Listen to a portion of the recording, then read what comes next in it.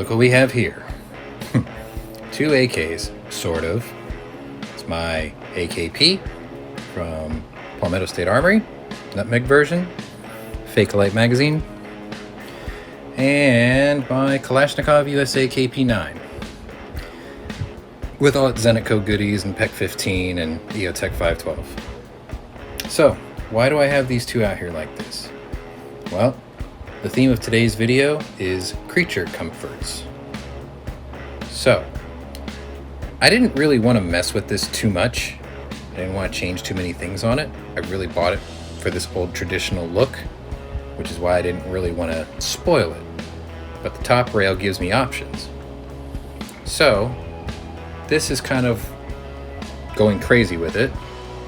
And this was quite the learning experience for me, especially when it came to stuff like the sling mount. I'm not exactly happy with this particular one because it goes to the back and it digs into the back of your hand. So that'll be different. And my optic choice will be different because this is gigantic.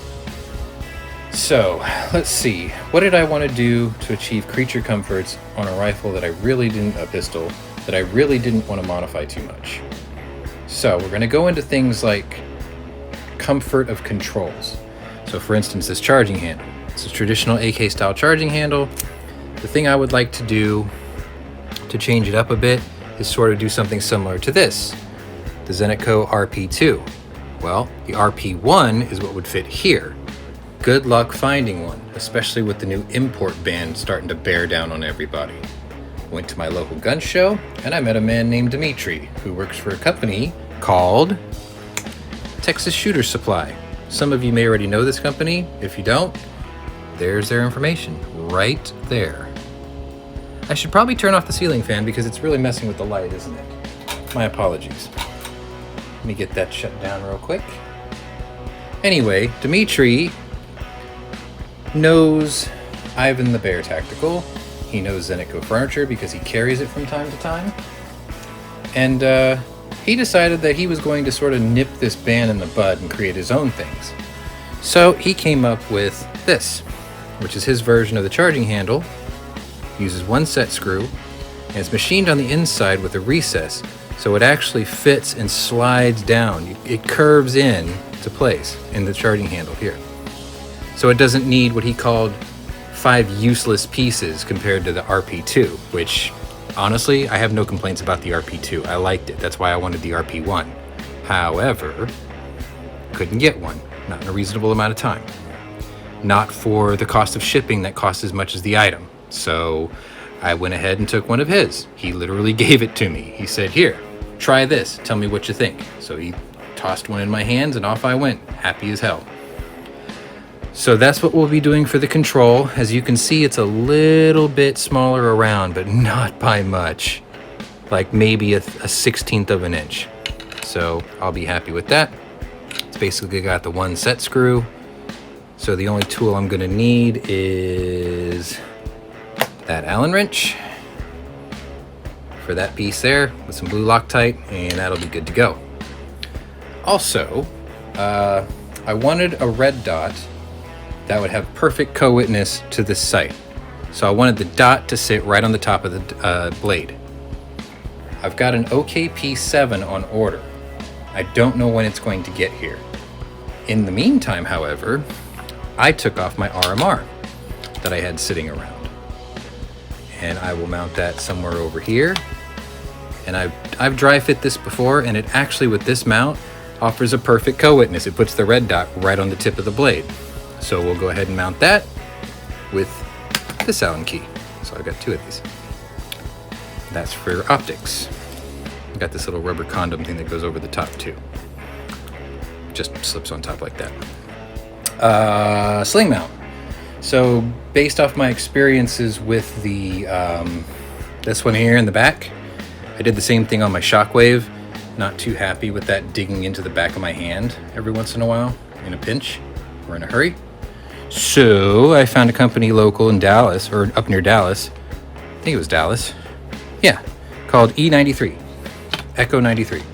And they make this, which is a one-side offset sling adapter that goes between the grip and the receiver. And you can flip it either direction so you can have it left or right side drop. I'm gonna put my left side drop because the AKP has the sling loop here. So I'm gonna run a two point sling on this, even though I ran a 1 point sling on this. I only bought the 1-piece sling for this because it came in that same like blue Oman Sober Spetsnaz thing. You guys can argue in the comments between the merits of 1 and 2 point slings and 3 points and all that stuff. I don't care. But this will get a 2 point. So anyway, that's the Creature Comforts add-ons. I have a sling plate there, I have a red dot there, got this here. And then the last thing, which you might notice here, is there's a notch here in this safety. And this is the factory KP-9 safety. What I had done is I notched it out so I can have a bolt hold open. I don't know if I'm gonna be able to do this one-handed, but I'll give it a good try. See? I can't believe I did that. I did that left-handed. I'm so proud of myself. Anyway, I want this feature for this rifle. And the other thing I noticed is, sorry, pistol. People say, well, why don't you just get that enhanced safety with the thumb ledge? Well, I don't know if you noticed this, but I already have it. It came with it. So I'm just gonna notch this the same way.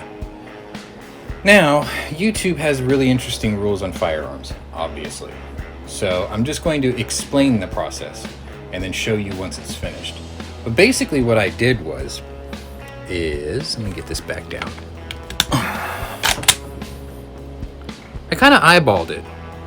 I figured how far the charging handle had to go back and how much I had to take off. I made a drawing, scribed it in there, and then I hit it with a Dremel, with a cutting wheel. So basically I'm gonna take the safety off, draw the same kind of notch. It's just a simple that way and that way. And then use the angle grinder wheel and just take my time, cut it once, measure it twice, cut it once, and then paint pen the shiny spot, just like I did that. I did not do this to the dust cover. The paint just come off the dust cover. I didn't have to modify the dust cover in any way. I'm not gonna have to modify the dust cover on this in any way. It's just gonna be a nice, simple little notch. So let me go ahead and get started. Do a little bit of Dremel work. Go ahead and have all this other stuff installed. When we come back, you'll see what a Creature Comforted, crink-looking AKP can be. Modified, comfortable, usable, functional, not over the top. Sit tight. A few moments later. Okay, so a few moments later turned into about, I'd say 15 minutes? About 15 minutes. And as you can see, the bolt's held open. This is a reflection because that's the foot ledge thing. Anyway, bolt's held open now. Don't worry, this is an empty mag. See? But let's see if I can do this with one hand now. Pull that back. There's a challenge. Hang on a second. Let me do this. Let me set that up like this.